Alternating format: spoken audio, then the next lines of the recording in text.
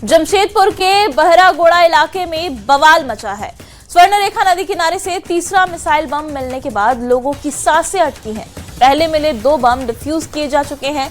तीसरे बम को भी विस्फोट के जरिए डिफ्यूज करने की तैयारी की थी, लेकिन दिल्ली से मंजूरी वाला आदेश आने से टाल दिया गया। आखिर स्वर्णरेखा नदी किनारे कहां से आए दूसरे विश्व युद्ध से जुड़े मिसाइल बम और इसे कैसे किया जाएगा डिफ्यूज, इस रिपोर्ट में देखिए। स्वर्णरेखा नदी किनारे सांसद में जान, 2 मिसाइल डिफ्यूज, तीसरे की तैयारी पूरी। दिल्ली से संदेश का हो रहा इंतजार, प्रशासन सतर्क, 2 किलोमीटर का इलाका सील।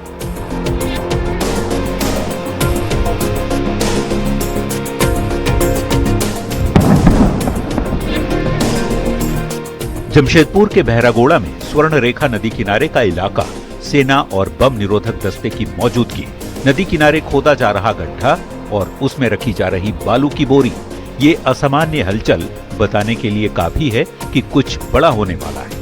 दरअसल ये सारी कवायद है स्वर्णरेखा नदी किनारे मिले 227 किलोग्राम के तीसरे मिसाइल बम को डिफ्यूज करने की। दूसरे विश्व युद्ध से जुड़ा तीसरा मिसाइल बम नदी की तलहटी में दफन था। बदलते समय के साथ रेत से मिसाइल दिखा तो लोगों में हड़कंप मच गया।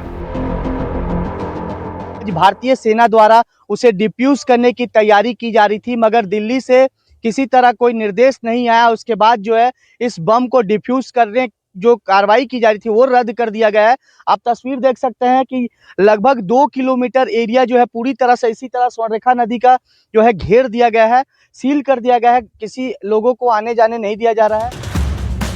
पानीपाड़ा के इलाके में भारतीय सेना और बम निरोधक दस्ते की टीम मुस्तैद थी। बम को विस्फोट कर डिफ्यूज करने की सारी तैयारी पूरी हो चुकी थी।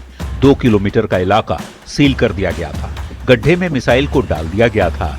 उस पर 2000 से अधिक बालू की बोरियां डाल दी गई और डायनामाइट लगाकर बम विस्फोट करने की देरी थी। लेकिन दिल्ली से जिस ऑर्डर का इंतजार था वो मिला नहीं। नतीजा हुआ कि मिसाइल बम को डिफ्यूज करने की कवायद टाल दी गई। नदी में पानी स्तर जो कम हो रहा है उसके बाद जो ये बम मिल रहा है उस तीसरे बम को डिफ्यूज किया जाएगा। मगर जिस तरह बातें सामने आ रही है कि जो दूसरा विश्व युद्ध हुआ था उस दौरान यहाँ पर बम गिराया गया था और ये नदी में गिरने से ये बम नहीं फटा था। मगर जब ये 3 बम मिले हैं तो 2 बम को सफलतापूर्वक डिस्पोज कर दिया गया है। अब तीसरे बम की बारी है।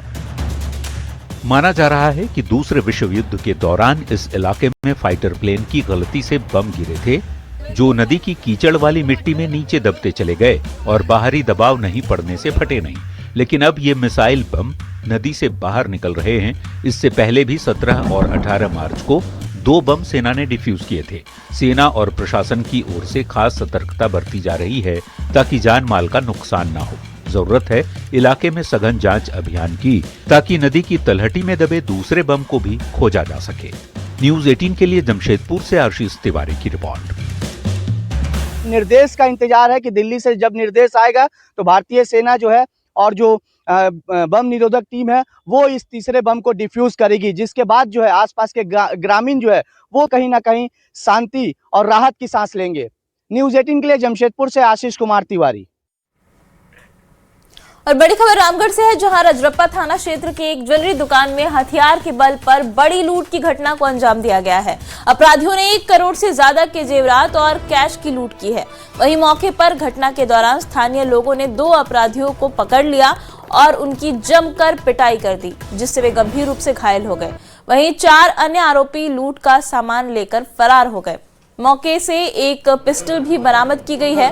पुलिस मामले की जांच में जुटी हुई है और एसपी भी घटनास्थल पर पहुंचकर सीसीटीवी फुटेज को खंगाल रहे हैं। अंतर्गत शिवशंकर ज्वेलर्स में एक डकैती की घटना कारित की गई है। उसमें अभी तक जो जांच में पता चला है कुल 6 लोग यहाँ आए थे। उसमें से 2 लोगों को पकड़ा गया था। उनको अभी अस्पताल भेजा गया, उनसे पूछताछ की जा रही है। शीघ्र ही बाकी लोगों के बारे में की पहचान करते हुए इसमें गिरफ्तारी सुनिश्चित की जाएगी और जो सामग्री का लूट हुआ है उसको यथाशीघ्र बरामद किया जाएगा। धन्यवाद। वो बरामदगी का भी किया जा रहा है, उसको देखा जा रहा है। और बड़ी खबर दुमका से है, जहां NH 133 हंसडीहा देवघर मार्ग पर एक ट्रक पलटने से बड़ा खुलासा हुआ है। ट्रक में घरेलू सामान की आड़ में भारी मात्रा में अवैध शराब छिपाकर रखी गई थी, जिसे बिहार ले जाया जा रहा था। हादसे के बाद पुलिस मौके पर पहुंची और करीब 2 करोड़ रुपए की शराब जब्त की। बरामद शराब को 13 ट्रैक्टरों के जरिए थाने लाया गया। घटना के बाद पुलिस पूरे मामले की जांच में जुटी हुई है। आरोपी चालक फरार है, जिसकी तलाश की जा रही है।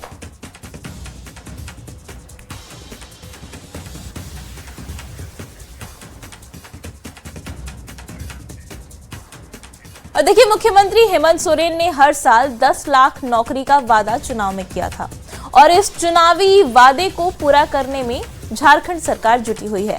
रांची में नवनियुक्त CDPO और सुपरवाइजर को सीएम हेमंत सोरेन ने नियुक्ति पत्र सौंपा और विकसित झारखंड के निर्माण में जुटने की अपील की है। ये रिपोर्ट देखिए।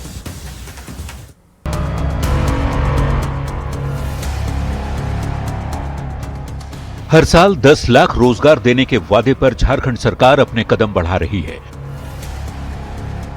कड़ी परीक्षा पास करने के बाद चयनित अभ्यर्थियों को नियुक्ति पत्र दिया जा रहा है और उनसे विकसित झारखंड निर्माण में योगदान की अपील की जा रही है। इसी कड़ी में रांची के प्रोजेक्ट भवन में नियुक्ति पत्र वितरण समारोह का आयोजन किया गया, जिसमें मुख्यमंत्री हेमंत सोरेन और वित्त मंत्री राधा कृष्ण किशोर ने 63 CDPO और 237 महिला सुपरवाइजर को नियुक्ति पत्र सौंपे। इनकी नियुक्ति JPSC और JSSC के जरिए हुई है। इस मौके पर वित्त मंत्री राधा कृष्ण किशोर ने राज्य के विकास में महिलाओं की बढ़ती भागीदारी पर खुशी जताई। आज से आप राज्य के विकास के प्रति एक जिम्मेवारी संभालने वाली हैं। इसके माध्यम से जहां आपकी सेवाएं मिलेंगी इस स्टेट को, वहीं आर्थिक सशक्तिकरण की भी बात होगी। अभ्यर्थियों को नियुक्ति पत्र देते हुए सीएम हेमंत सोरेन ने उन्हें खास बताया। झारखंड में कुपोषण को बड़ी समस्या बताते हुए इसे दूर करने में जी जान से जुटने की अपील की। साथ ही जिम्मेदारी को बेहतर तरीके से निभाने में सरकार की ओर से हर संभव मदद का भी भरोसा दिलाया। सरकार के अभियान का एक हिस्सा जब बन चुके हैं, अब जो जिम्मेवारी मिलेगी उसको आप बेहतर तरीके से निभाएंगे। कई साल के इंतजार के बाद बड़ी जिम्मेदारी मिलने से नवनियुक्त अधिकारी काफी उत्साहित दिखे और विकसित झारखंड निर्माण का सीएम का सपना धरातल पर उतारने में जुटने का भरोसा दिलाया। 2024 की ये वैकेंसी थी, तो आज पूरी तरह कंप्लीट हो गई है, तो बहुत खुशी महसूस हो रही है। आज ये नियुक्ति मिला है। मैं अभी बोकारो जिले से हूँ। वर्तमान में मैं प्रधान शिक्षिका भी हूँ बिहार राज्य में। तो सर, मुझे बहुत ज्यादा खुशी हो रही है कि मैं अपने झारखंड में वापस आ रही हूँ, अपने परिवार के पास वापस आ रही हूँ और मैं यहाँ जी जान से बेहतर कार्य करने का प्रयास करूंगी। हमें अपने समाज में जो अभी तक प्रॉब्लम है उसे दूर कैसे करना है। झारखंड बहुत कुपोषण के मामले में बहुत ज्यादा ऊपर आता है कि बच्चे यहाँ बहुत कुपोषित हैं, तो उसके लिए एकदम जमीनी लेवल पे हमें काम करना है सर। झारखंड जैसा पिछड़ा प्रदेश आज बेकरार है अपनी नई पहचान बनाने को, विकास के एक्सप्रेसवे पर सरपट उड़ान भरने को, और इस विकास की उड़ान को गति देने में जुटी है झारखंड सरकार, जो खाली पदों को भरकर जन सेवा की मुहिम को अंजाम तक पहुंचाने के लिए तैयार है। न्यूज़ 18 के लिए रांची से निरंजन सिंह की रिपोर्ट। धनबाद में मेयर संजीव सिंह समर्थक शुभम यादव हत्याकांड ने अब सियासी रंग ले लिया है। जानकारी के मुताबिक मृतक शुभम यादव ने अपनी हत्या से कुछ दिन पहले ही झारखंड के डीजीपी को एक आवेदन भेजा था। इस आवेदन में उन्होंने धनबाद सांसद ढुलू महतो और भगोड़े गैंगस्टर प्रिंस खान के कथित संबंधों की जांच की मांग की थी। जानकारी के मुताबिक आवेदन में शुभम यादव ने अपनी जान को खतरा भी बताया था। आवेदन सामने आने के बाद अब इस हत्याकांड को लेकर कई सवाल खड़े हो गए हैं और अब मेयर संजीव सिंह और सांसद ढुलू महतो फिर आमने सामने आ गए हैं। संजीव ने बाघमरा में आतंक राज होने की बात कही और जल्द हत्या का खुलासा करने की भी मांग की है। वहीं ढुलू महतो ने अपने ऊपर लगे सारे आरोपों को खारिज किया है और सीबीआई से मामले की जांच की मांग की है। सरकार को जांच करानी चाहिए और नहीं है तो सरकार को, राज्य सरकार को भी मैं ये कहना चाहूँगा कि राज्य सरकार इसको केंद्रीय जांच एजेंसी को भी दे कि भाई ये विषय जो उठा है, ये विषय जो आया है, ये तो पहले मीडिया में आया, मीडिया के आने के बाद इस पर पत्र लिखा गया।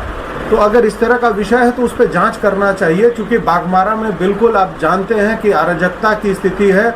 वहाँ कई बार किसी प्रकार की घटना हो गई है। वहाँ पर मैंने प्रशासन से, जिला प्रशासन से भी मांग किया है कि वैसे जगह पर जहाँ आतंक का माहौल है उसको वहाँ से ख़त्म किया जाए और प्रशासन अपना कानून राज कायम करे वहाँ पे। सीबीआई जांच हो, ये सब गुंडागर्दी करने वाला हमारा खून में नहीं है, हमारा इतिहास में नहीं है। हम लोग कभी भी इस तरह का सोच भी नहीं सकते हैं। भैया जांच का तो विषय है, सरकार के पास तो सारा रिपोर्ट जांच। बोला कि डीजीपी को एक लेटर दिया गया था, सामने करे ना, वो तो सामने करे, बोल तो दिए। जो घटना घट रहा है बस एक ही जगह से उसका केंद्र बिंदु है, गोली मारने वाला भी, मरने वाला भी। यहाँ का इतिहास, धनबाद का इतिहास कौन किससे छुपा हुआ है? किसी से छुपा हुआ है? यहाँ क्राइम का प्रारंभ कौन किसने किया? गोली चलाना किसने, मर्डर करना किसने स्टार्ट किया, रंगदारी किसने स्टार्ट किया, लूटना स्टार्ट किसने किया? ये किसी से छुपा हुआ नहीं। हम किसी का नाम नहीं लेंगे, मगर ये पूरी धनबाद की जनता जान रही है। गुमला में 2018 से खोरा गांव की 6 साल की लापता बच्ची का कोई सुराग अभी तक नहीं मिल सका है। इस मामले में हाई कोर्ट की ओर से डीजीपी और गुमला एसपी से जांच रिपोर्ट की मांग की गई है। साथ ही अब तक सुराग नहीं मिलने पर जांच में तेजी लाने का भी निर्देश दिया गया है। 2 सप्ताह के भीतर जांच में कोई ठोस प्रगति नहीं होने पर केस की जांच सीबीआई को सौंपने की बात भी कही गई है। हाईकोर्ट की ओर से नाराजगी जाहिर करने के बाद डीजीपी गुमला पहुंची, जहां सर्किट हाउस में पुलिस अधिकारियों के साथ बैठक कर अब तक की जांच की समीक्षा की।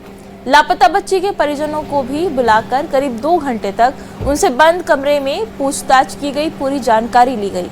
डीजीपी ने कहा कि पुलिस की ओर से फिर से पूरे केस का रिव्यू कराया जा रहा है। मेहनत हुई है उस केस में, काफी लंबे समय से लोग लगे हुए हैं, बट अनफॉर्चुनेटली हम लोग को कुछ मिल नहीं पाया है खास उसको। बट स्टिल अभी फिर से हम लोग रिव्यू किए हैं उस केस को और काफी डिटेल में रिव्यू किए हैं। और आपने देखा होगा हम लोगों ने गांव से काफी लोगों को बुला के, कंप्लेनेंट, उसके परिवार वाले और अदर विलेजेस, ग्रामीणों को बुला के हम लोगों ने उनका स्टेटमेंट लिया है। तो इसमें कुछ निष्कर्ष उभर के आया है, तो उसमें हम लोग उस पर फर्दर काम करेंगे।